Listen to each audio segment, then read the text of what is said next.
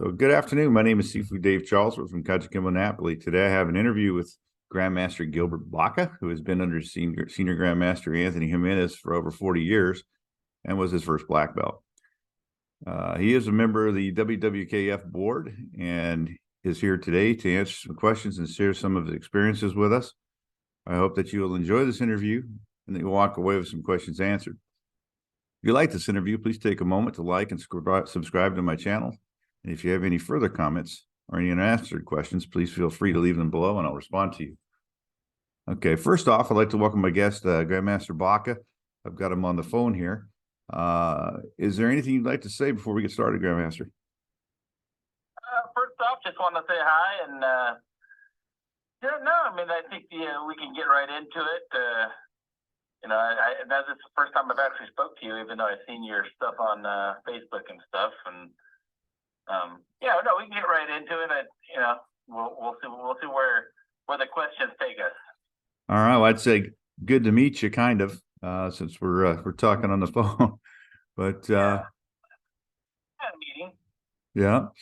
Okay. Well, since I got you on the phone here, I guess we'll just go ahead and jump right into it here. And can you tell us how you got started in the martial arts and in KAJUKENBO?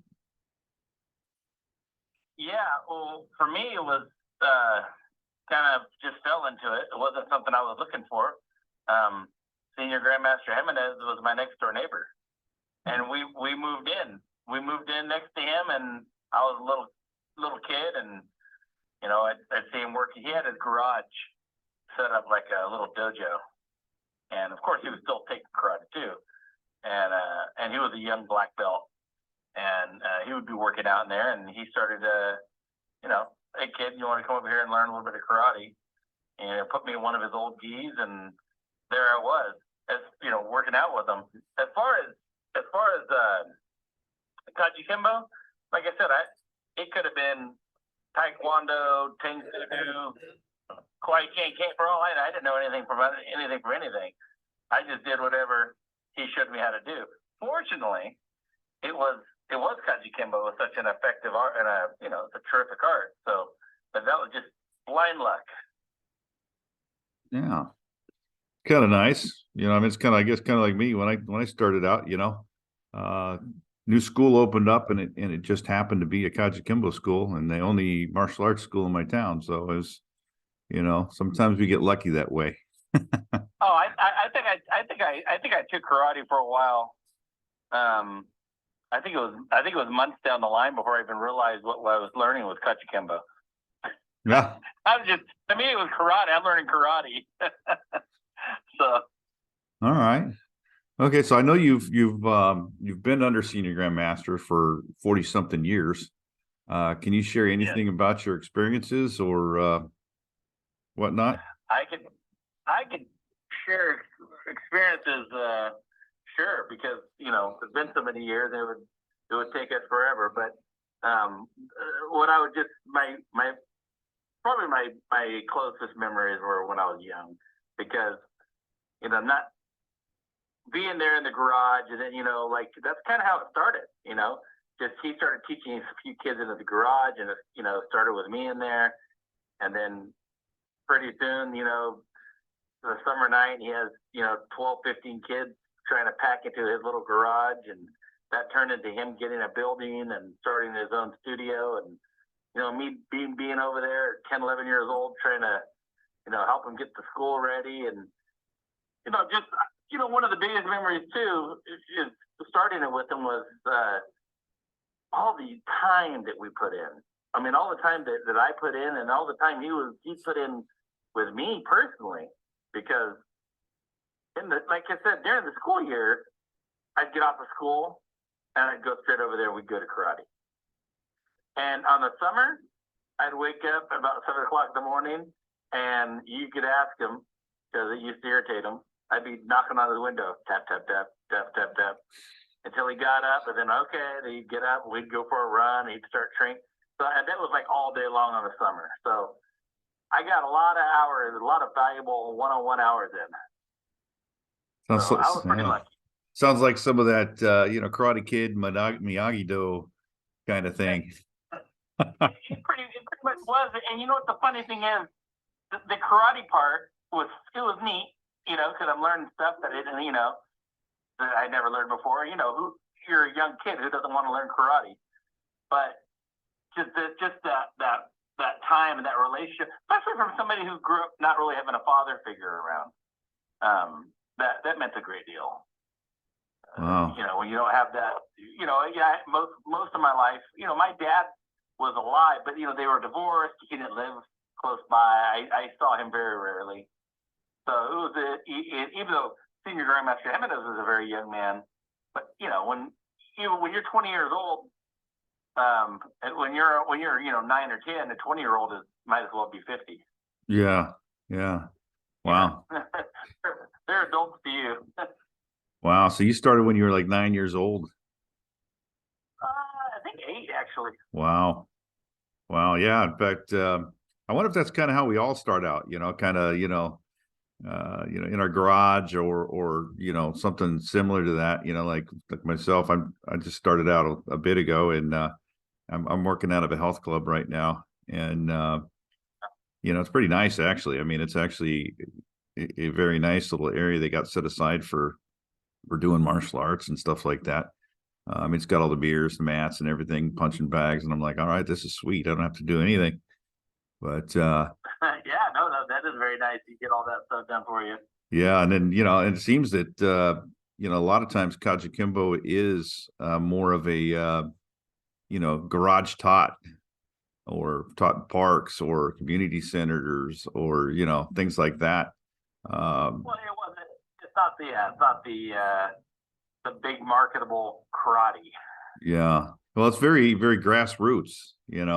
And it's kind of I don't know if that's just because of the way we are and how we originated or whatnot, but I mean, it was all kind of done in secret to begin with, right? So yeah. I think absolutely. I think it's absolutely that way for that reason you mentioned. Yeah, so I mean, it's not how it started. Yeah, because I mean, we haven't spent a lot of money and time and effort in marketing ourselves and things like that. Like for example, Gracie Jiu-Jitsu has and stuff like that. So there's a big difference on I guess the way that we are.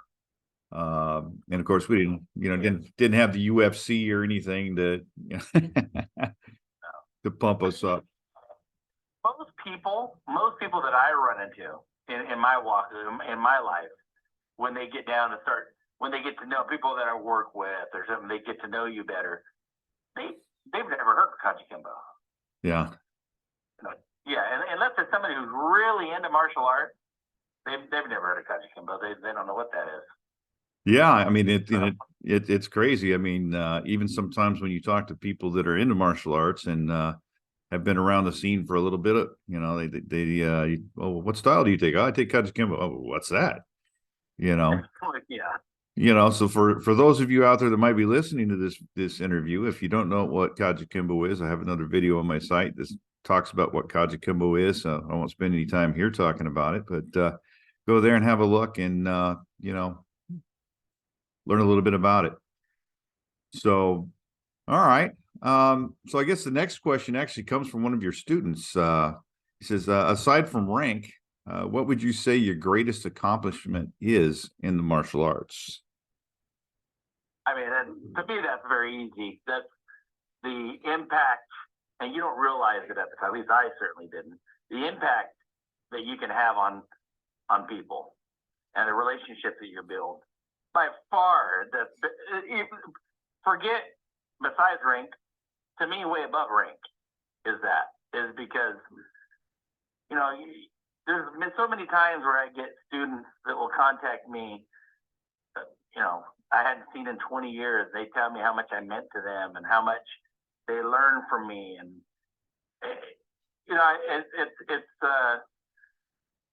it's overwhelming sometimes that how people will reach out and tell you things that you meant to you. When sometimes you don't realize, especially when you're young, like I started teaching when I was very young, you really don't realize what impact you're making on people and the relationships. And heck, to this day, the closest relationships I have are people that are either peers or students of mine from martial arts. And to me, that's been the number one thing. Yeah, it definitely is. In fact, you say that, it kind of makes me, thinking back to me coming up and everything. And, what a bad kid I was before I started taking martial arts. I mean, I was, I think back and, we always talk about anti-bully this and that and everything else. And I think back and I was like, was I a bully? Because I was a hockey player. So I got into a lot of fights when I was in middle school. And, it's just one of those things, and then, like you said, as a kid, who wouldn't want to learn martial arts, and then new karate school opens up in town. And, I go in there and with my dad and he's like, well, I don't know. My first instructor, Sid Lopez, was like, well, what do you think, Mr. Charlesworth? After we watched, some stuff and spoke with him, and he's like, I don't know. My son gets in a lot of fights. And I remember Sid Lopez saying, don't worry, Mr. Charlesworth. If your son gets into a fight, I'll kick his ass. And he was an intimidating guy,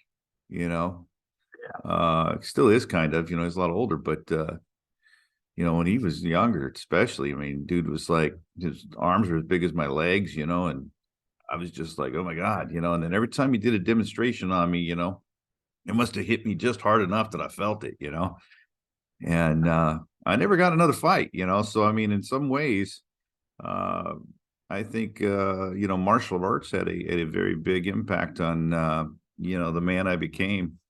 So I understand it. Yeah. Yeah, 100%. That's a lot of what it's for. It's not just learn how to punch and kick. It's to make a better, more disciplined individual. Yeah. I mean, I've seen a lot of kids through the years come in with that attitude that, especially in this art, I mean, you get humbled fast. Oh yeah. Yeah. I mean, a lot of people think it's all coming in and learning how to fight, which, I guess as a base, that's kind of what you're doing, but they don't think about all the other benefits that you get out of it, being the self-discipline, the respect, the self-control, so I mean, there was probably plenty of times in high school that I could have gotten into a fight, and I did everything I could to not get in a fight because I was afraid I was going to have to go tell Sifu, it just, I mean, that's not worth it to me, No. So I think I was a lot. I started at a young age, and I think I was not a very aggressive guy. I mean, sure, I had my little things, but I was not an aggressive. I think anybody who knew me growing up, I wasn't the kind of guy that would pick fights or anything like that. But I think the majority of that is because of martial arts. I mean, I was getting punched on every day. Yeah. I don't need to go out and get punched on somewhere outside of karate. Oh yeah. Well, especially on every day in karate. Especially with the I guess, you always hear all these old timers, old school training and, how it used to be and everything. And, I mean, we talk about old school, but I'll tell you what, there's times when, when I'm in class with my students and I'm like, wow, old school. Well, shoot, we're all, still getting hurt in here. We're trying to be careful. Exactly. I could just imagine, the old school mentality of, bringing the street to the mat and, well, if you don't get punched here, that's, I still tell my students that if you don't get punched in here, when you get punched in the streets, you're going to freak out. You gotta understand, One of our philosophies, one thing that what I learned and what I always used to tell my students or anybody, whenever oh man, he got me. He kicked me, he hit me, especially like the juniors. Well, he kicked me in the face. Well, no, you didn't block. Yeah. He got me. He punched me. No, you didn't punch. You didn't block. Yeah, and they quickly learned that you know what? I don't want to get kicked or punched. I need to learn how to block this stuff. Oh yeah, or at least move out of the way. That's a block. Yeah, not being there is a great block. It's probably one of the best ones, right? So absolutely. And it makes it a lot easier to turn that block into a strike if you're not getting hit in the face. So 100%. But All right. So as an instructor, then what would you say that your greatest challenge has been? I mean, I think the greatest challenge for any instructor, in my opinion, is to be able to get on the same level with all your students. And because you got to get on the same level as a 5-year-old, and you got to get on the same level as a 70-year-old sometimes. I mean, and you got to learn. What I mean by get on their level, connect with them, connect in a way that's going to make them learn, because everybody learns differently. Mm-hmm. And that's what I always used to try to do. I always used to think back, what made me learn, what helped me learn, and then apply it and then tweak it according to how they're picking things up, because, everybody learns different. But I think just being able to connect and be able to push buttons of people, Yeah. that old saying, some people need a pat in the back and some people need a kick in the butt. And there's a fine line. And I think the best instructors know which buttons to push. Yeah. Yeah. I'd say, I've been doing this for a lot of years. I mean, but it's something I think that I learned too when I was just a senior student and whatnot, and I was teaching kids classes and things like that. It's challenging, and especially now too. I mean, when you're at the black belt level and you're trying to teach somebody who doesn't know a punch from a kick, they're brand new, and you're trying to tell them, how to do something. They're kind of looking at you with that belittled look on their face, and it makes it, yeah. Go on. Sorry, go ahead. Oh yeah, well, and it's challenging, I mean, especially like, well, me now, I'm teaching Italians too, so I speak pretty good Italian, but I don't know every word, so it's kind of one of those things where words you use every day, are pretty easy, but all of a sudden I'm finding myself, okay, now do a groin strike, and I'm like, how do you say groin in Italian? Uh, do a leg sweep. Go ahead. I'm sorry. Well, I got like a 12-year-old and I think 14-year-old right now. So it's not too bad, but no, that's bad. Yeah, but it's definitely it's new, Yeah.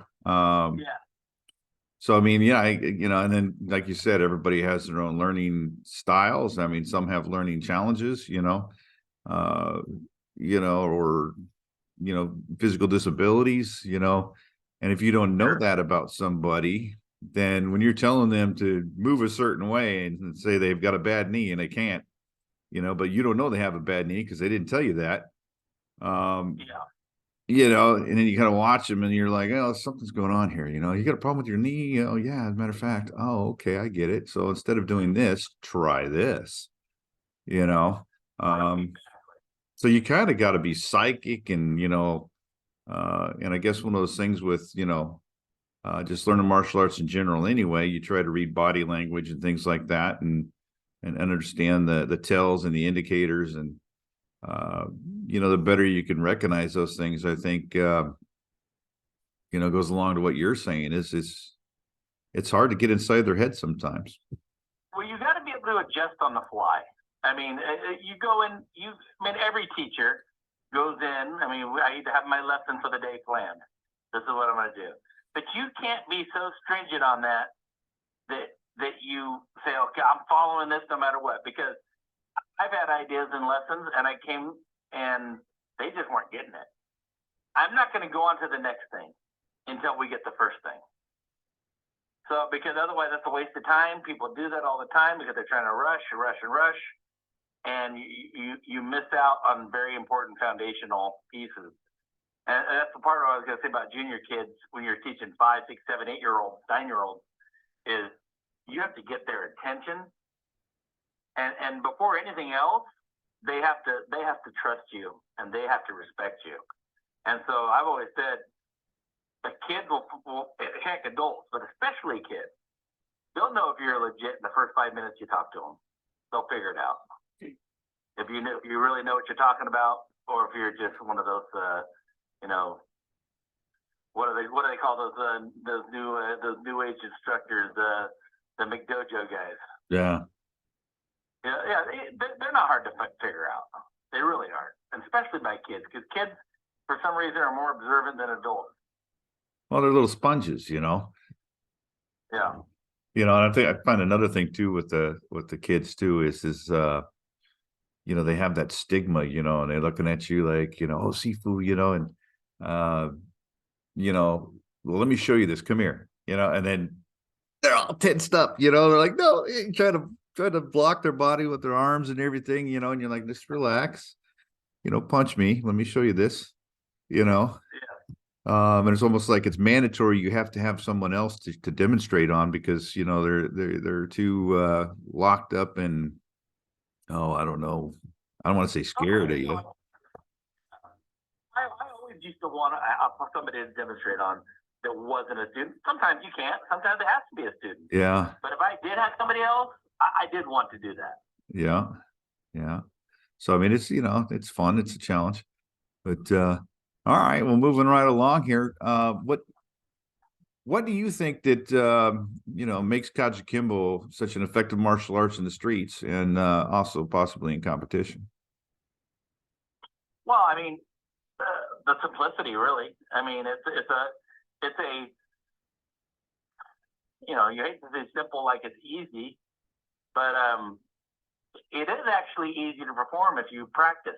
I mean, I used to tell people all the time in class, you know what the problem with karate? Good karate is sometimes it's too easy. And what I mean by that is people think that it has to be, you have to be this ultra talented person. You don't have to be talented at all if you have fundamentals. Balance, footwork, timing, understanding angles when you're sparring, even understanding angles when you're doing self-defense techniques. I mean, so it's not complicated if you learn from the ground up. I think that's the problem with this UFC stuff. You'll see guys that they're tough guys, and they one guy, he's a wrestler and he learns some kicks and he learns a few things, and all of a sudden he thinks he's a martial artist. You're not a martial artist. You're a wrestler that learned how to do some kicks. And they miss the whole, and that's why you don't see, in my opinion, I don't see a bunch of great UFC fighters. Matter of fact, when I see a UFC fighter that can throw a proper punch, I'm like, hey, wow, where'd that come from? The guy threw an actual technically proper punch. Because most of them don't have that. Yeah. Because they don't learn the foundation. Because the punch comes from the waist down, from the pivot in the body. It's not just, most of them, if you watch, they're arm punches. Yeah. Yeah. In fact, I have a guy on the ground, you see a guy arm punching the guy. Yeah. Well, yeah. That ain't how you do it. Yeah, you're exactly right. In fact, I tell my students, what essentially determines the amount of power in your punch is how many joints are involved. Absolutely. So, if it's just your fist, that's one thing, right? But then your elbow, that adds to it. Your shoulder adds to it, right? Then your hips add to it. And then if you can, move, more than that, even, that's going to even add more power to it, 100%. And I think that people get so locked into, trying to look cool, or, just trying to not telegraph their punches, for example, so, I mean, no, it's got to come straight from a fighting stance, that may be true, but, the dynamics of just a small twist is going to make a huge difference in just, a snap punch, The little things make all the difference. And KAJUKENBO, at its core, focuses on the little things that are quick, precise. As you say, it was meant to be kind of a street fighting art. In a street fight, you don't want a street fight to be going on for minutes. You want it bang, bang over. Yeah. The longer a fight goes on, the more chance you got to get hurt. Oh, yeah. Yeah, violence of action. What's that? I call it violence of action. Yeah. Good way to put it. Essentially, get it done, get out, and get away, so it's, it's not the schoolyard, let's push each other for 5 minutes and call each other names. And then finally somebody's going to throw a punch. And then it turns into a fight, and then it ends with somebody holding the other guy in a headlock or what have you, and that's not how the street works, I will say this as far as anybody who may be listening about, these guys talking about, doing this and beating this guy up, and that's not what the art is. I mean, that might have been what the techniques are for. The techniques are for that, obviously. But the best fight you could ever have is the one you get out of. Mm. And that's the absolute best fight. Nobody gets hurt. Nobody gets hit. Nobody, I just don't want people to think that, it's a bunch of high heads, because you shouldn't be at least a bunch of high heads. And if they are, they're not learning it right. They're doing it wrong. Mm. They're not capturing the essence of what they're supposed to be learning. Oh yeah.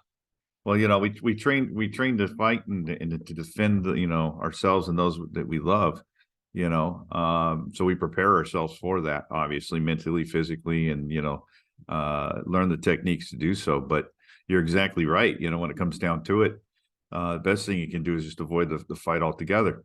And then you don't have to worry about whether or not he's better than you or you're better than him. I could tell you probably 100 stories in my life, where things have not happened, whereas, I can't really tell you that many of where things have happened, since I started taking martial arts,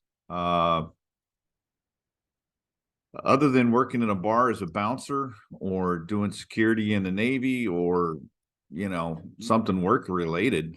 I haven't used it, I got attacked once in high school, and, when you talk about, bringing the street to the mat, and they say that, well, you're going to get hit a couple times before you even realize what's going on. I remember this guy must have punched me 5 or 6 times, rapid fire. And I'm like, I remember seeing the guy and thinking to myself, are you trying to hurt me? And then it just, and then it kicked off. I kicked him, side kick. He went flying, slid down some lockers, and then I came up in a fighting stance ready to go, and then it was over, But you see, you say even that you say that you haven't had to really use it, or very little. Yeah. Least. But how many fights have you avoided? Oh, probably many, Okay, to me, that's using it. That's using martial. That's the mind training that you've got, the discipline that you got. That's using martial arts. Yeah. So you've used it hundreds of times. You just didn't do the techniques that disable people. Oh yeah. You did the brain part. Oh yeah. Well, there's this one time coming back from Tijuana, Mexico, where I, essentially me and a buddy ended up handcuffed to foreign nationals, to Mexican guys, because they pulled a scheme on us basically where, the Mexican guys had some marijuana and they came up and asked us for a light, and like, oh, that's marijuana. And of course we're in the military, so we're trying to, bug out. And right at the top of this ramp coming across the river, right next to the border crossing,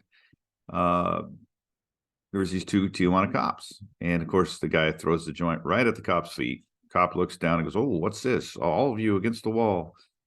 And then started the extortion process of, okay, drug crimes are very serious, blah, blah, blah.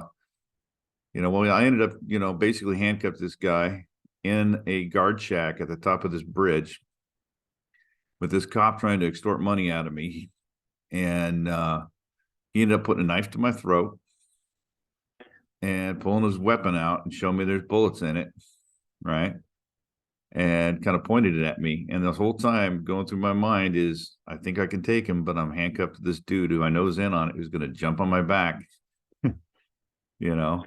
And of course, this guy's partner was there too, and she was outside of the guard shack.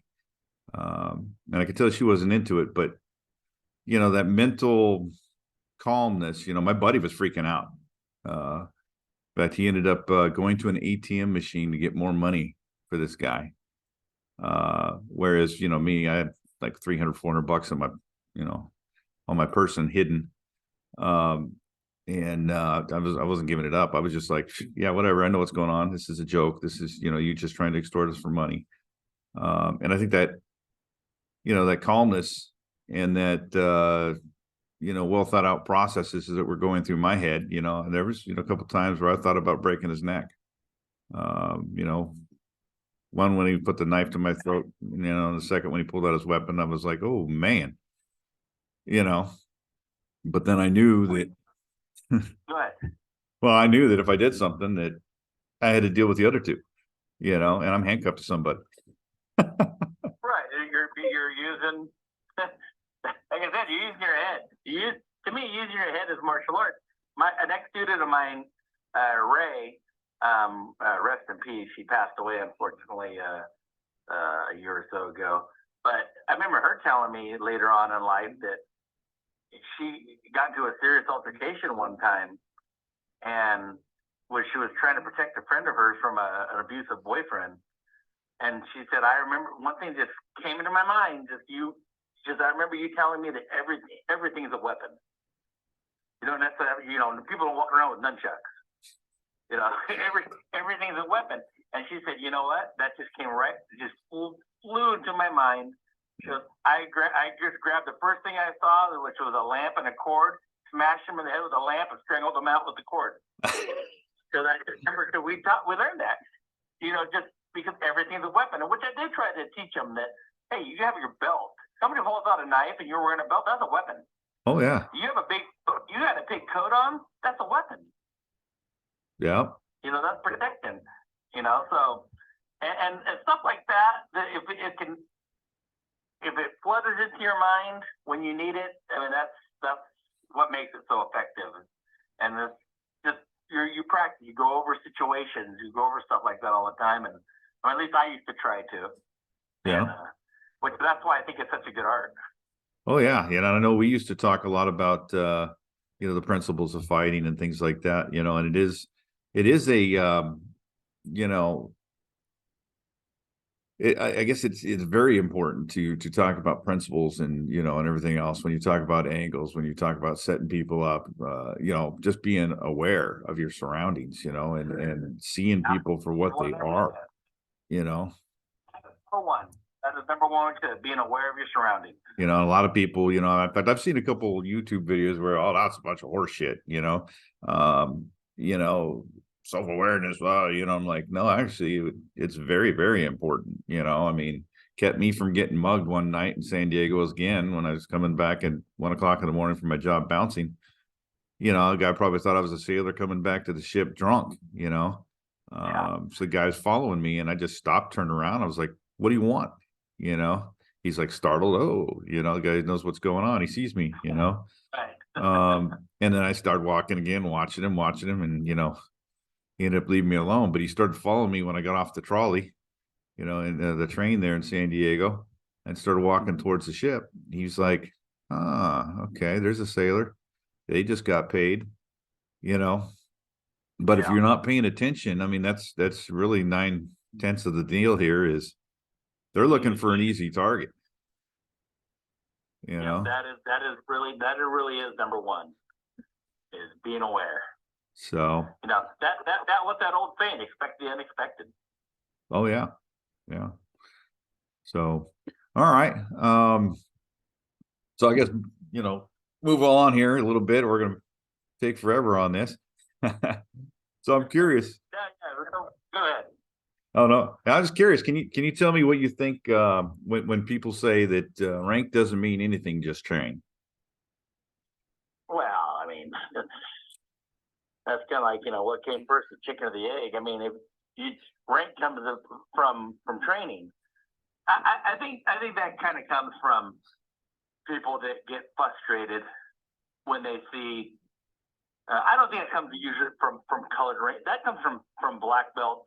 They've probably been around for a while. They got disillusioned a little bit because they see a lot of phony rank. And I think that's where that comes from. Because obviously rank is important because we earn it. And, you should be proud of your rank. But I understand what they're saying too, because that it comes from training. And, you know, I personally know a bunch of guys personally that should not be holding their rank. And in my opinion, I would never put my name on their certificate. Now, I can't speak for other people. If other people want to promote them, that's their right. You know, just like nobody can tell me who I can promote and who I can't either. But there's a lot of guys that really, I don't want to say slip through the cracks, because I don't think they slipped through the cracks. I just think it was just certain people that want to pump themselves up or lift themselves up by promoting people that are underneath them. And I think that's where a lot of that comes from. There has been a lot of guys, without naming names, to be a jerk that should not be holding their rank. Yeah. And the funny thing is, they even know who they are. And so I don't know. To me, a certificate on the wall is worthless if you can't look at yourself in the mirror and say you earned it. Yeah. And it really doesn't mean anything when you, as a teacher, it means nothing, because a student, they know if you're a second degree black belt or an 8th degree black belt. They know if you're legit by how you teach them. They could care less about your degree or your rank.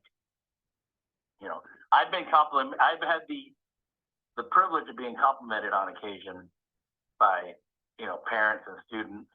Oh man, but my teacher really taught me this, and, you know, he really showed me that. Man, you have such great patience. There's never been anybody that said, "Wow, man, he's a 3rd degree black belt," because at the end of the day, they don't care. Yeah, they don't understand that until they become a part of the organization, you know.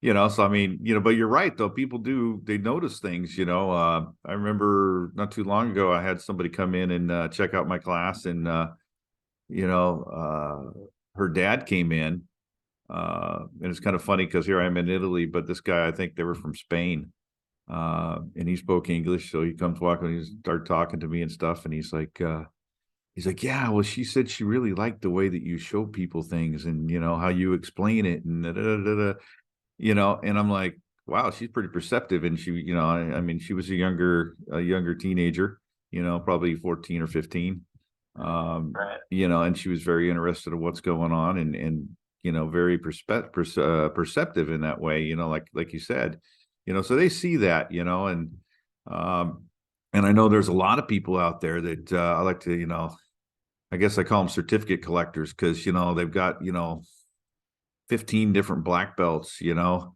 and of course, none of them are, you know, 1st degree, 2nd degree. You know, I'm a 5th degree black belt in this, I'm a 5th degree black belt in that. And it's like, how do you have all this time to get all these, you know, degrees and all these different black belts, you know, and I think there's this. And that's another whole conversation. Yeah. Dave, honestly, that I don't understand as a martial artist, because kicks and punches are universal. Yeah. There's only so many kicks. There's only so many punches. There's only so many strikes and blocks. We all know them.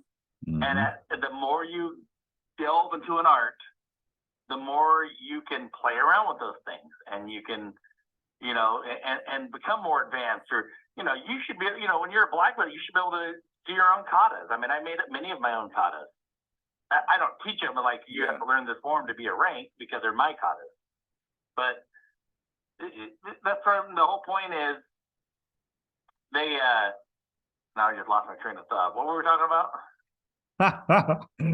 Oh, I think it was, you know, the certificate collecting, and, you know, all punches and kicks. I mean, you know, yeah, the punches can be universal. I almost lost where I was going. I think it's too late for me right now. Yeah, the kicks and punches are universal. I mean, use them. I mean, you know, people try to reinvent the wheel too much, I think. Yeah. Sometimes, and it kind of cracks me up, and they think that they're learning so much more because they learned a few more katas or something. Yeah, you know, and you know, the reality is, you know, I mean, like, a lot of people ask me, you know, what makes KAJUKENBO different than other martial arts, and, you know, a lot of people will just say, well, it's a mindset. Well, what does that mean? You know, I mean, it's kind of, you know, like we we're talking about a little bit ago, we're talking about principles, and, and things like that. And that is one of the things that really makes Kajukembo different than other martial arts is how we fight, and using angles and, every block is a strike, violence of action, bing, bang, bow, one right after the other, don't give them an opportunity to think about how they're going to attack you because you're already attacking them again, until they're on the ground and you finish them off and you turn around and you walk away, Right. So I, There is an attitude to it, yeah. Yeah. So it is different, but I think it's, for the most part, it's those fighting principles and the philosophy behind it, not necessarily our punches and kicks are better than yours, Right, exactly. but it's just the way that we fight, in our mindset. Well, it's simplified. It's like we talked earlier. It's simplified. It's we don't have to do a block strike and then a wheel kick. No, you go pow pow pow, done. You don't sit there and try to make it look as beautiful. The fight is not beautiful. Let's say it's not like it is in the movies where you see Jackie Chan making it look like it's this beautiful thing. It's not beautiful at all. It's it's brutal and and unforgiving. Exactly. All right. Okay. Well, hey, I know I've been pretty outspoken about politics in Kajukembo, and I think we kind of almost dove into some of that there just a second ago, to be honest with you. But I'm curious though, as a grandmaster, what's your take on the current climate in Kajukembo and the health of our style? I mean, it's not as strong as it should be, unfortunately, because you get a lot of jealousy at the top, But that being said, there's a lot of good people in Kajukembo as well. I mean, me personally, I just try to stay out of the politic part because it don't help nobody. But Kajukembo is never going to be mainstream, nor should it be, by the way. It's never going to be mainstream, and for one reason. Well, for many reasons, but one of the biggest reasons is hard. It's hard. This is not the generation for hard. The people want everything easy. They want to be karate studios where they get a promotion every week, and they get stripes, and they get a certificate for sitting in class without moving. I mean, it's goofy stuff. They have parties with the Ninja Turtle. I mean, I don't know that. Whatever, but some people like it. I guess I'm just too traditional. So Kajukembo, I don't think is ever going to be a mainstream art, and I don't know why I took it that direction, other than the fact that people are always trying to make Kajukembo something other than what it is. And I'm not saying you can't have a successful Kajukembo school, but it's extremely hard to have a huge Kajukembo school if you're teaching traditional Kajukembo. Because traditional Kajukembo, not a lot of people want to do, truly. And even if they think they want to, once they start doing it, they're gonna find out they're not. You know what? I've said this before too, going off on another tangent. This is what makes people ask me, what makes you a good instructor? What do you think makes you a good instructor? And I say, you know what makes me a good instructor? I go, because I train the kids and the students so hard that I'm only left with the dedicated ones. If you're you ain't sticking around. So I'm left with the dedicated hardcore ones. Well, those guys are easy to teach. That's how you become. You want to become a good instructor? Make it hard. There you go. Make it hard. You're left with a bunch of people that are just gung ho, and then guess what? They make me good, and that's true. Students make the teachers. I just learned how to weed out the bad ones. There you go. Yep. All right, cool. It makes your job a lot easier when you have all the diehards. Yeah, that's for sure. They're the ones that want to stick around and have the dedication to do so. Yep. All right. So with that said, what do you think about the loyalties the black belts have towards their teachers nowadays compared to older generations? Well, it's not going to be the same just because, again, it's a generational thing. I mean, one thing that we learned, what do we say about KAJUKENBO? It's our ohana, right? Our ohana is family. Mm-hmm. And that's what it truly is. It's family. So, when you have a family, if you get into a fight with your brother or your sister, you may not agree, but you don't leave them. They're always going to be your brother, and they're always going to be your sister. That's not how people, and that's how we started karate, KAJUKENBO that way. Was, they're my brother. That's my teacher, or Sifu. What's Sifu? Another way of saying father. Yeah. That's my father. That's my brother. You can't leave family, and that was the mindset people have. Now that's not the mindset people have. People don't know what these things mean now. They just, the mindset is, well, you're my karate instructor. You're not my father. You're my karate instructor. You're not my, we train together. You're not my brother. Yeah. You're not my sister. We're not really family. And if you're not really family, it's really easy not to be loyal. Oh yeah. Yeah. I was brought up that way. We were a family, and that's why, like I said, to this day, my closest friends, my first wife, my children come from martial arts, from KAJUKENBO, because of a great big family that we had. That's where it all comes from, and so people don't have that. They don't. Me and Senior Grandmaster Jimenez, if you really talk to, we've had our differences many, many, many times, and he'd be the first to tell you that. And we don't see eye to eye on a lot of things even today. Yeah. But there's no way that I would ever put my name under another black belt, because he is my instructor. Yeah. He is my instructor. That's it. That's it. There is no other. Yes, I learned from a lot of other black belts coming up. And I had the privilege of being taught by great Grandmaster Charles Gaylord.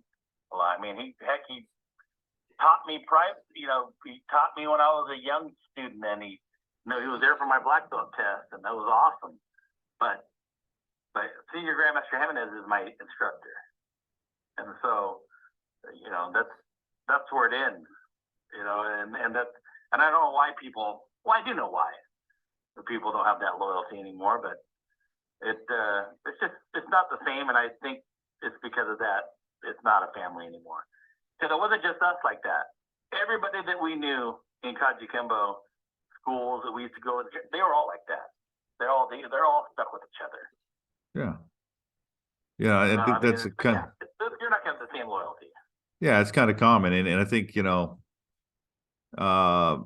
over the years, the general family value system that we had as Americans has changed over the course of the last I don't know, 30, 40 years, 50 years. For sure. And I think that's had a big impact, just in general on our society, on how people are, and same thing can be said of, the KAJUKENBO Ohana, I mean, same principles, same organizational kind of thing. Yeah, it's a family, but it is martial art as well. So there's kind of a lot element of military type structure kind of thing, but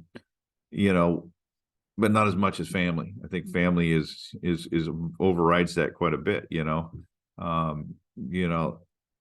So I think you're right. I think that sense of family is not there anymore, and that sense of loyalty that comes along with that, And now I think I'm gonna have to call my brother, because I haven't talked to him for a while, and I got mad with him a couple years ago, and told him not to call me. So I should probably yeah.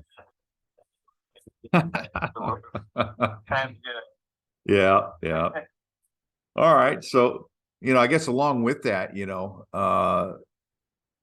how do you feel about nowadays how students jump from one teacher to another, or another association, just so that they can gain rank?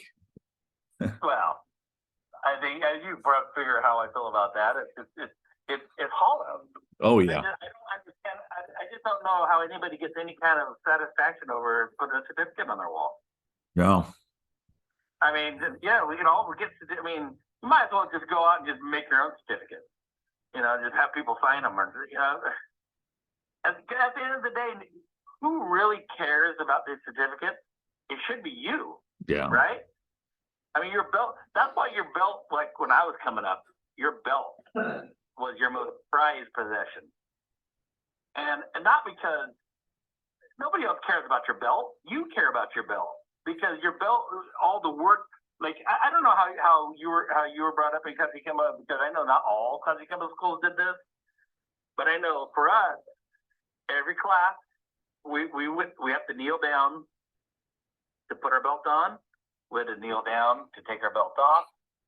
At the end of every class, when we did take our belt off, we would wipe all the sweat off our brow, all the sweat, and put it onto our belt. Never wash our belt. I mean, that's knowledge. Yeah, you want that dirty. You want that belt to be dirty and grungy, and you know, of course, we started saying that one time, and we'd catch little kids out in the backyard, in the back of the school, trying to rub their belts in dirt in the ground. That's actually a true story. We caught him doing that a few times. We're like, hey, you just got that white belt 2 days ago. How are you so dirty? Yeah. Yeah. But yeah, I mean, that was because that's you. That's part of. So it's not because of that, you know, $6 piece of cloth. Yeah. It's the work and the time and the dedication.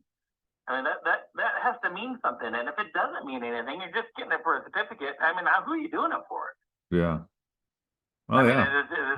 To get dates. I mean, you go around, you know, put that on your whatever date citing, whatever people do. I don't know. I've never used them before, but you know, hey, I'm a 6-degree black belt. Well, yeah. I don't know. I mean, I don't get it. You know, most people go, "What's a degree?" You know, I mean, unless you're in martial arts, you don't really understand that. They understand black belt. But when you start talking about degrees, well, you know, I'm just higher than the other guy. You know, I mean, you know, and you know, yeah, I understand, completely agree with you, completely what you're saying. You know, I mean, there's, you know, I don't even know how to explain it. You know, I mean, I've been under, you know, several different people actually, you know, coming up in KAJUKENBO. You know, obviously my first instructor and everything was probably, you know, the longest period, because I was, you know, under him for about 5.5 years before I went active duty military. And that's really what caused me to move around, was the fact that I moved around because I was in the Navy for 26 years. You know, it's a different circumstance. Of course, there's always circumstances. You know, but like I said, we are still a part of a family. Oh yeah, and that's the cool thing, because I was gonna kind of go to that is everywhere I went, you know, every time I found somebody that was KAJUKENBO and I'd start training with them, you know, there was no question, there was no, you know, hesitation, you know, whether they were going to take me in or not. And there was no, oh, well, you were under Sid Lopez and he taught, you know, Chun Fa style, and now you're going to, you know, I'm original KAJUKENBO, you're a white belt again. No, it was, what was your rank? Okay, that's what you're going to wear to class. You're a green belt. But, you know, obviously we do things a little bit differently, so you're going to learn those things, you know, which was kind of cool because, you know, now I've been exposed to, well, 3 different, you know, versions of KAJUKENBO now. Although Sid Lopez and, you know, Senior Grandmaster Jimenez both came from the same instructor, you know, their styles are, you know, completely different, you know. Absolutely. You know, if you see me and Senior Grandmaster Jimenez, our styles are cool. He's my only instructor. We do things completely differently. Oh yeah. And when I think of, not the way we teach necessarily. I mean, there's some things where obviously we're gonna have some similarities, but we have a lot of differences too. A lot of differences, and that's what's so beautiful about KAJUKENBO. It allows you to go play to your strength, and that's what I try to teach my students is, you know, play to your strength. You know, not you know, some guys are going to be better, more natural kickers. Some guys are going to be better inside. Some guys are, you know, there's all kinds of different types of fighters. Some guys have a long jab. Some guys have a big right hand. I mean, you have to play to the strengths of who they are, and not just like you do it my way. How many times did I go to tournaments and you watch a karate school compete, and the difference between the white belt and the black belt was the black belt did his stuff sharper, but they all did the same freaking thing. Yeah. He was just sharper. So you go to a good KAJUKENBO school, everybody looks different. Oh yeah. We had a lot of top fighters came out of Jimenez's school, winning grand champions. And let me tell you, like myself, Doug Catani, Tony Verichek, we all won many grand champions, and I don't think none of us all three of us didn't look alike and fight alike, even though we all had the same teacher. So, yeah. Oh yeah. Well, and that's the other thing with KAJUKENBO, is that makes us really unique is you're not expected to parrot everything that your instructor taught you. And in fact, right. Once you get to black belt, you're encouraged to make improvements and evolve your style. So I mean, Absolutely. it's kind of natural with that, that things are going to be different. So I mean, you can go to different KAJUKENBO schools and they all do it differently. So I mean, it is what it is. But the principles and the basics and all the the core, so to speak, techniques and everything, and how we do business, you can see that, Right. That's exactly right. It's the core. It's the foundation. We all start from the same foundation, and then we spread out. Then we evolve. Yeah. So I mean, as long as and that's really what it is, and then a lot of people are like, well, which style of KAJUKENBO is better than the other? I mean, which one's the best for street defense? And they're all different expressions, is all they are. And a lot of people don't understand. That's very much an individual thing too. Oh yeah. Yeah. I mean, everybody has their own expression. I mean, I do things differently than, Sid Lopez did things. I do things differently than Senior Grandmaster Jimenez, different than you, and that's what makes us unique. And, I'm fortunate, like I said, that, I've actually trained with, 3 different styles. So, I mean, I take bits and pieces, from what I've learned throughout my life, and not to mention things that I've learned in the military as well, and apply those to what I teach, so, it's all different, I'm not sure how we got onto this when we were talking about how people jump from one instructor to another.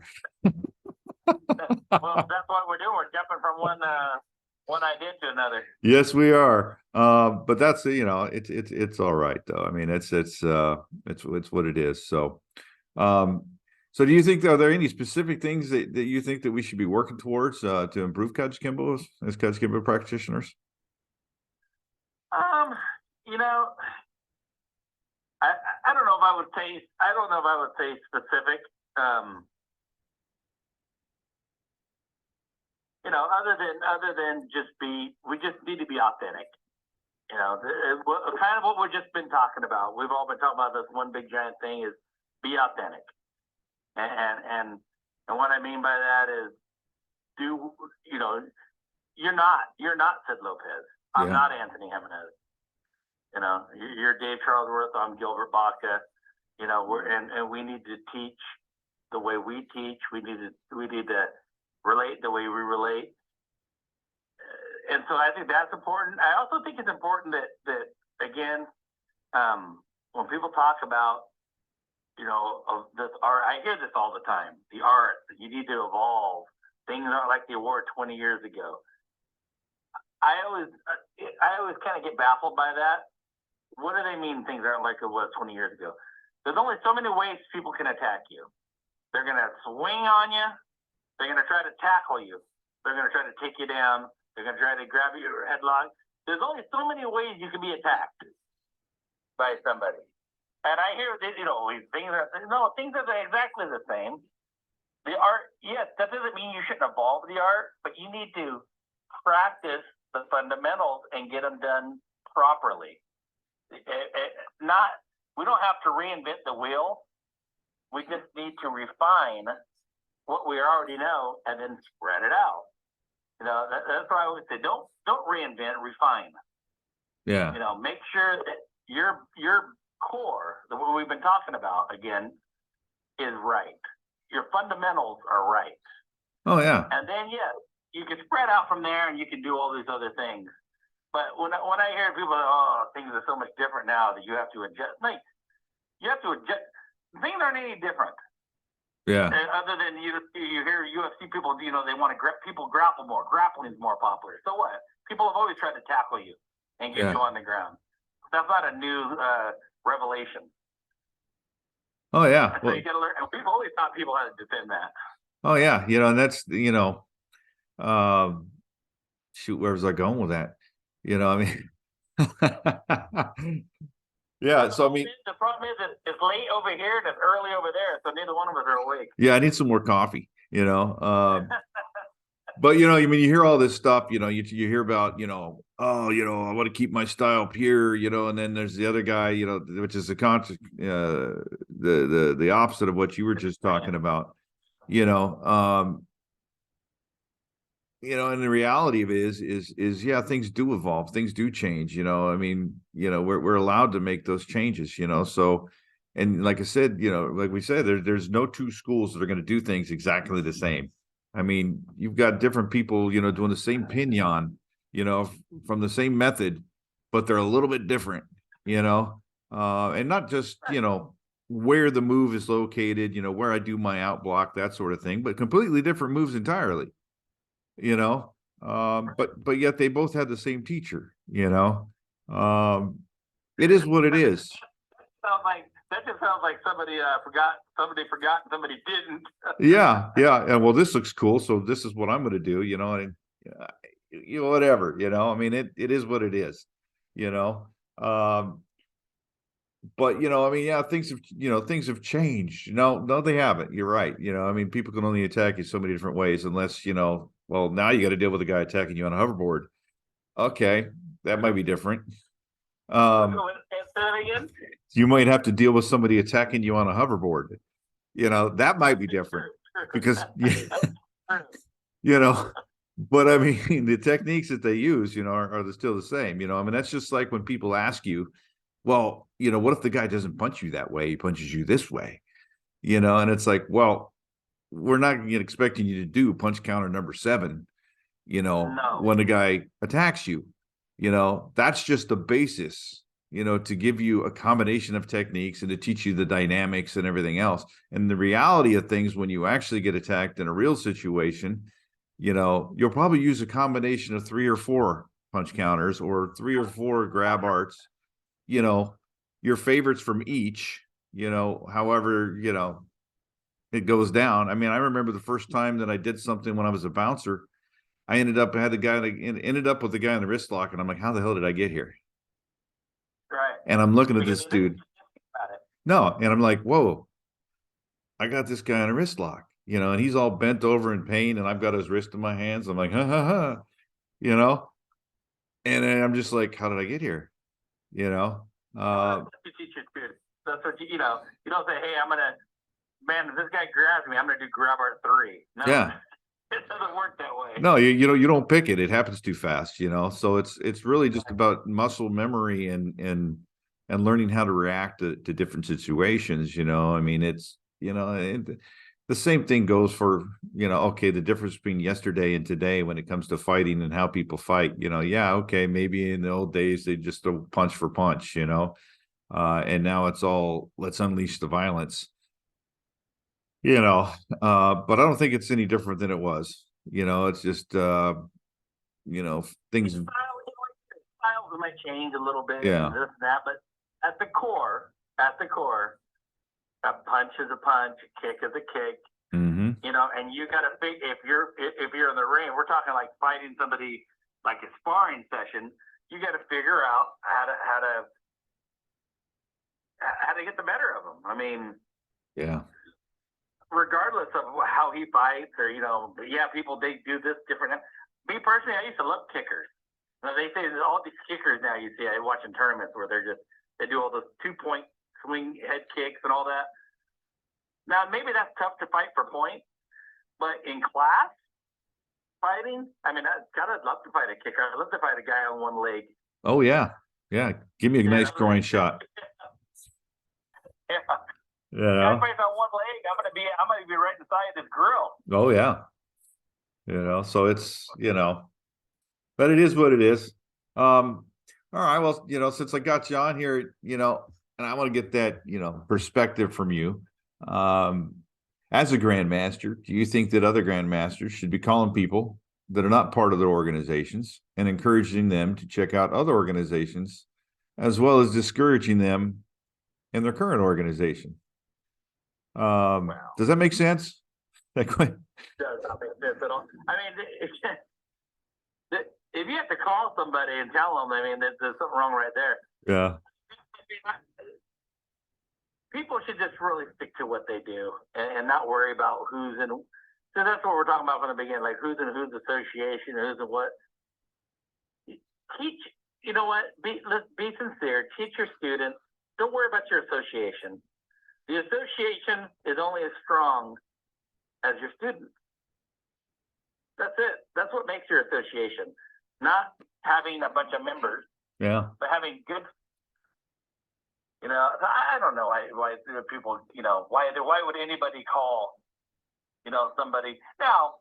Yeah, if I know people that are another, you know, good friends of mine that I knew growing up in the years of martial arts that are even KAJUKENBO guys, and if they had this, if they were in an association that all of a sudden the you know, the head of the association got convicted of murder or something. Well, yeah, hey, you want to come over here? But barring that, they shouldn't be making those calls. Yeah. Yeah. And I think, you know, I think the reason I like to ask that question is because, you know, it kind of goes to some of the things we've talking about, you know, when it talks to respect, loyalty, and bouncing from organization to organization just to get rank, collecting different certificates, you know, what have you. You know, I grew up in the, you know, as a black belt at Jimenez, and then of course my own studios. We were always under Gaylord's method. Yeah. But that's what we were under. We were under KA, Gaylord's method, you know, and those, you know, several schools. And if anybody ever asked me about going to another school, or if they said they want to check out it, that's where I pointed them. Yeah. I pointed them because I knew them, because we had black belt class together every month, and that's where I pointed them. Regardless of, you know, if we got along or we didn't get along, that's where it went. And you know what? You're right about, you know, other KAJUKENBO schools accepted you too, because all those schools, you could walk into, I know I could walk into any of those schools back then, and whether we had a rivalry with them in tournaments or anything else, and they welcome you with open arms and train with you. Oh yeah. You know, I mean, and that's the difference. And I think that's kind of what needs to, you know, I don't want to say needs to improve, because I think probably for the most part, you know, that Ohana, you know, kind of thing is there where, you know, if you're KAJUKENBO, you're one of us, you know, that kind of thing. You know, and most people honor that, right? But I think there are some that don't teach the, you know, the respect so much anymore, you know.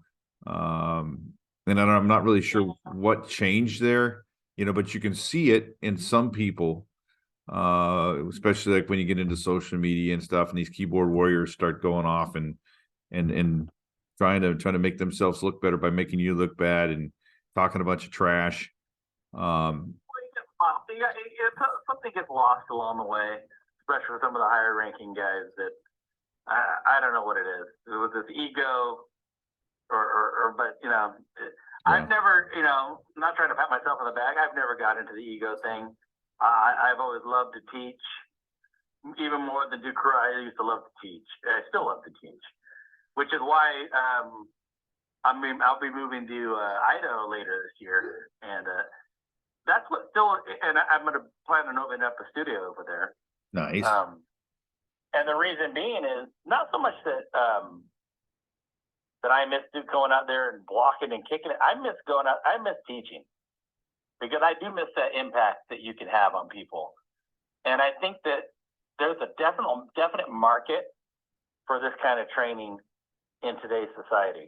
Oh, definitely. More than ever. Oh yeah, especially the way we're going nowadays. In fact, if I was in the United States, I would probably, make a couple changes and stuff, and make some investments to further the training, so to speak. I'd love to have some place out in the country, this, big old, metal structure or something, and then also incorporate firearms training and stuff like that into it, because I mean, really, today's society has really, I think stressed the need for martial arts. And in fact, one of the things that I did make another video where I talked about what can we do with, all this violence, and I think that if we were to incorporate, martial arts into our education system, that could make a huge impact in the way our kids grow up, and they'll get that discipline that they don't get from the family unit sometimes. And also learn how to protect themselves. I mean, if everybody knew how to protect themselves, then our society would probably be a little bit less dangerous, because everybody would be willing to step up and jump in when something goes bad. Granted, some people say, well, what do you do with a mass shooting? You can't do anything. Well, actually you can. If you're aware of your surroundings, you may be able to avoid it altogether. You see somebody walk into a school with a weapons case. Well, I think that's not normal. Maybe I should get out of here and, alert the authorities, let everybody know, hey, there's somebody just walked in with a rifle case. Or, granted, most of the time I don't think they're that stupid. They'll probably walk in with a guitar case, but unless the guy's going to band class, is it normal to walk into school with a guitar case, especially if he's running, things like that, so it's there's things that we can do, but anyways, moving right along. I don't want to get off topic too much. Done it too many times already. It's getting a little long probably. But let's talk about a little bit about the family tree, since we were talking about people, jumping around and everything else. And, what I've done some videos on that, and I look at it kind of like it's, the authoritative sources to who's who and who's legit in KAJUKENBO. Meaning that if you're on it, then you're, I know you're KAJUKENBO, right? But I've also received several comments that, it's not required. And, and we don't use it. My instructor didn't use it. Okay, cool. But I don't understand for the life of me why somebody wouldn't. I want people to know that, this guy's my black belt. He's legit.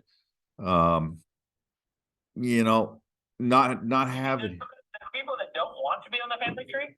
Well, evidently, I've had people, because I've said that before, hey, if you're on there, then you're legit. If you're not, as far as I'm concerned, you're not, And the reason I say that is because there are so many people out there that, want to manufacture their own certificate and say, I was taught by this guy or that guy, and I've got a mixture. They're just, really, you know what I mean?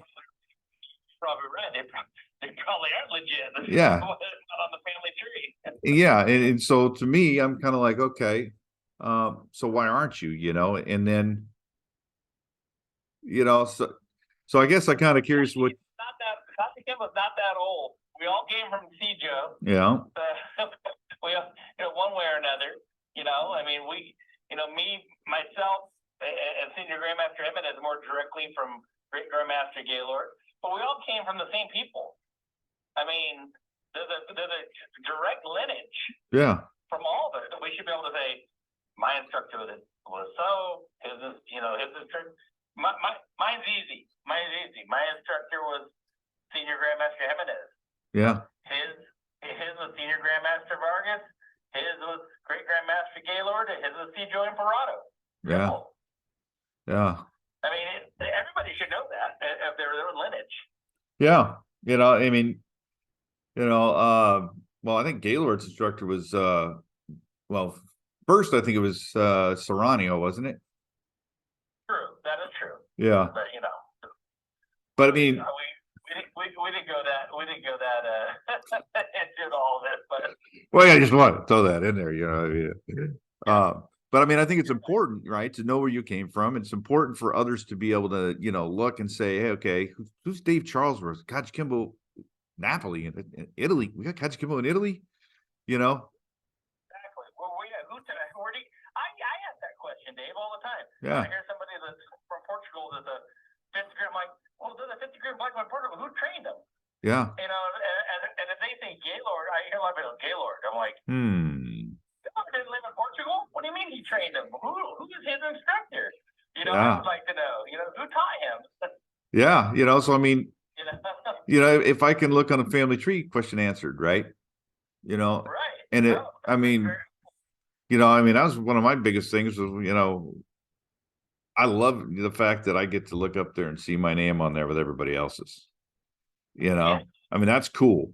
I like that better than, a certificate that says I'm a black belt. I mean, I'm on that tree with those names, that to me, that was kind of an emotional thing. I was like, ooh, yeah, the certificate's cool and all. And, but especially with today's technology, and these guys that, are geniuses with documents and whatnot on the computer, how hard is it for them to go, let me take Dave's name off. I don't put my name in there. And now look at that. I'm a black belt in KAJUKENBO, but it's pretty dang hard to have, somebody who's on that tree call up Grandmaster Gelinas and say, hey, put this guy on the tree, Yeah. So, no, I mean, it's like it should, if you have a hard time explaining your lineage, then you're probably not legit. Yeah. And sometimes I get, well, hey, we all know each other. We know who we are. Well, yeah, that's easy to do when you're all on one island, but Hawaii is not the limits of KAJUKENBO anymore, No. And those of us who aren't in Hawaii won't know who you are, Maybe for some of the higher ranking guys, Yeah. everybody knows who everybody is, but not, there's a lot of student black belts and first and secondary black belts.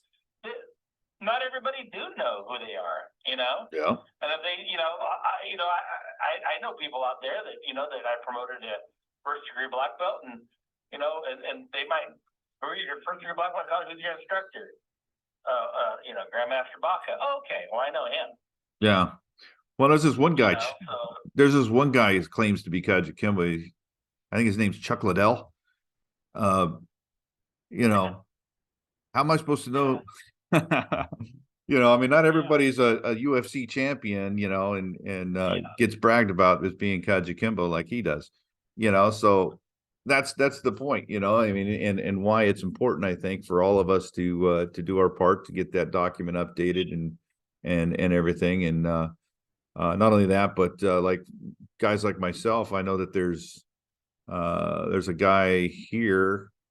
I won't get into too much detail because I don't want to be pointing fingers or anything, but that got on even got this thing on YouTube talking about KAJUKENBO and everything, and it's made up of 4 different styles. Wait, there's 5. Yeah. So you kind of look at those things and you go, well, I don't think that guy's real. I mean, how could he just leave out one of the main styles that made up KAJUKENBO? So it's pretty easy. But if you have a document like this, I go, oh, your name's not up there. Who's your instructor? Maybe I missed it. Because it does take a long time, by the way, to search that whole document and look at every name. Sure. I've done that, and it took me a few days, and because I wouldn't just look at it all day. But I would scan through that whole thing. Went, nope, didn't find this guy. But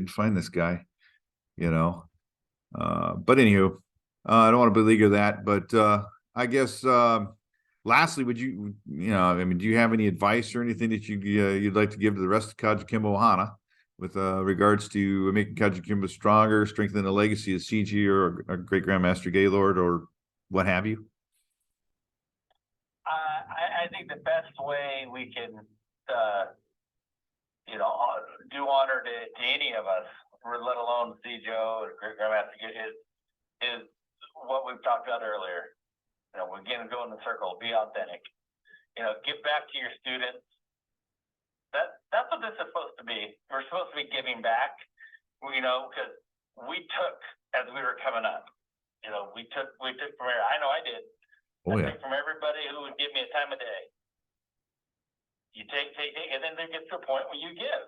And if you give back, that's how you honor Kajuken. That's how you honor Ohana. That's how you honor yourself. I mean, and that's where the strength comes from. Individuality, you know, individual schools. If more people just spent time, I'm not saying some don't, because some do, but there's a lot of people, instead of spending time focusing on their school, they spend more time in the politics and, you know, writing stuff on Facebook, and which is goofy. Dave, you'll never see me in a Facebook war with anybody, because to me, I mean, I may make a comment here and there, but you'll never see me in a tit for tat with anybody. And the reason being is I won't give anybody who wants to fight like that the time of day. If they want to talk to me, they can call me. I'm not going to give them the time of day. I'm definitely not going to give them a platform on a social media platform arguing about something that is stupid. Yeah. You know, there's lots of guys. I mean, I know you know one of them that you know, I would never even mention his name or even give him the time of day if he did engage me. Yeah. Well, there's a lot of keyboard warriors out there, you know, and I always, you know, I'll say things here and there, you know, and I think my point is when I do say things is essentially is you know, okay, you want to talk trash, you know, that's not necessarily the truth. You know, but if you have a problem with somebody, then take it up with that person. Don't sit here and try to bash them on social media and talk trash. You know, there's several people out there that like to do that. And I don't think it does any justice to anything.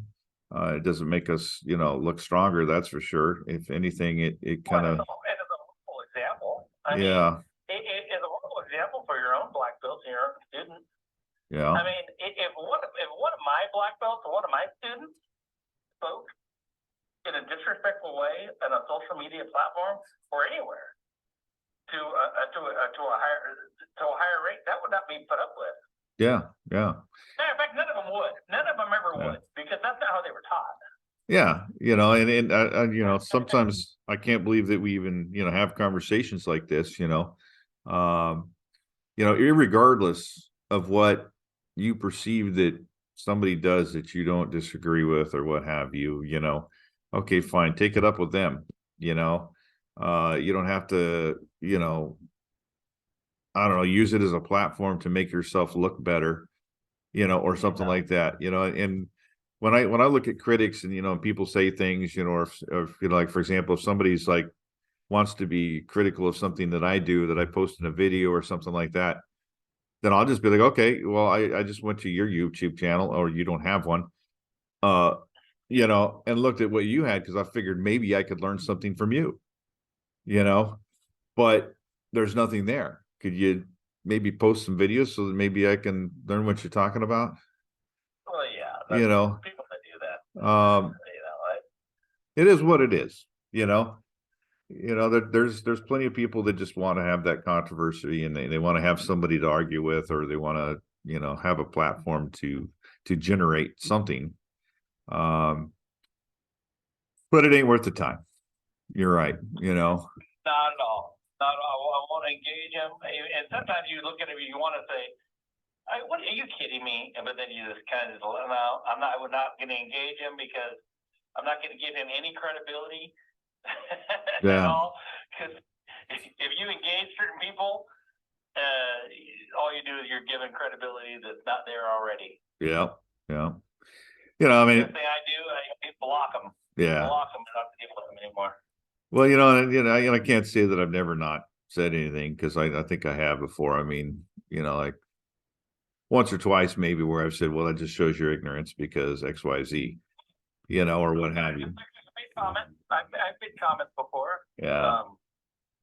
But like I said, I'm just not going to get into a big engage where, you know, all of a sudden we're calling each other names, and I'm not going to get into all that. Yeah. No, I'll just let it go. You know, I said, okay, well, you go ahead and think what you want to think. And, you know, I care too much about what's going on to get into it with you. So, whatever, so I've done that several times as well. But anyways, are there any other thoughts that you'd like to share before we conclude this call? I think we covered pretty much everything, Dave. I mean, as far as in this short time that we were on actually kind of a long one, but I think we pretty much covered everything. Oh yeah, I'm trying to, I'm gonna have to look at this later and go, okay, can I cut this down any? Yeah, because we probably did repeat the same thing a few times because Yeah, a lot of this stuff does intertwine. it does. I mean, it's kind of cool because I mean, we like to call these interviews or whatnot, but really it's a conversation, I think. For the most part, I mean, we've done a lot of talking. We're talking KAJUKENBO, not a lot of storytelling, but a little bit. And not to get too in detail on everything, but it's, I think it's interesting to have a conversation like this and get your perspective on things, and I'd like to thank you for your time and taking the time out of your day to do this, and also obviously working with me because we're 9 hours apart to make this happen. So we can do another time where we can get into more stories actually, but yeah. So if we want to get into stories, we can just we got some interesting ones we could do. Let me tell you. Oh yeah, I'd imagine. Yeah. All right. Well, I guess go ahead and close this out. Then I'd just like to thank everybody for watching, and I wish you all the best. I hope that you enjoyed this conversation. If so, please take a moment to like and subscribe to my channel. And if you'd like to participate in doing an interview or have a conversation like this one, feel free to reach out. If you have a topic that you'd like me to talk about or have a discussion about, then leave it in the comments below. Thank you for your time. Mahalo.